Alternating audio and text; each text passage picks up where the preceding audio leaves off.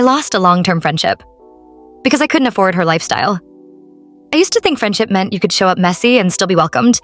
Like hair unwashed, bank account gasping for air, pride hanging by a thread, and your friend would just hand you a coffee and say, "It's okay, sit."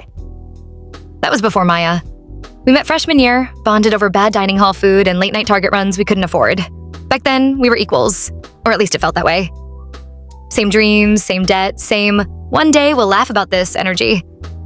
Somewhere along the line, though, her life took off, and mine stalled at the intersection of overdraft fees and unpaid bills. It started small. Little comments disguised as concern. "Have you thought about, budgeting better?" she asked once, sipping a $12 matcha like it was holy water.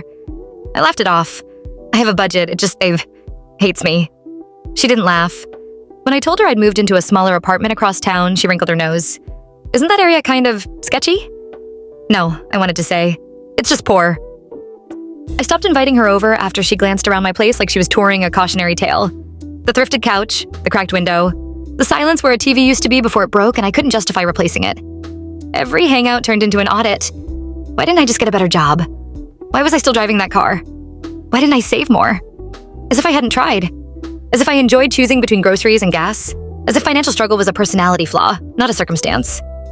The worst moment came at brunch, her favorite activity, my monthly financial gamble. When the check arrived, I hesitated. I always did the math twice, mentally subtracting future consequences. She noticed. "You know," she said loud enough for the table to hear, "you wouldn't be so stressed if you stopped living beyond your means." I felt heat crawl up my neck. Living beyond my means. I'd ordered eggs, just eggs. I wanted to disappear. Instead, I smiled. Because that's what you do when someone you love misunderstands you so deeply, it hurts. After that, I pulled away. Not dramatically, just quietly. Fewer texts. More, "I'm busy." I didn't have the energy to defend my existence every time we spoke. She eventually called me out on it.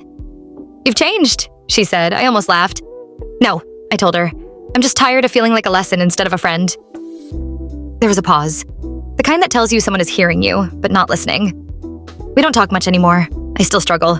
Still count pennies. Still flinch when my phone buzzes with bank notifications. But at least now, I don't have to carry someone else's judgment on top of it. And honestly, that's one expense I'm glad I cut.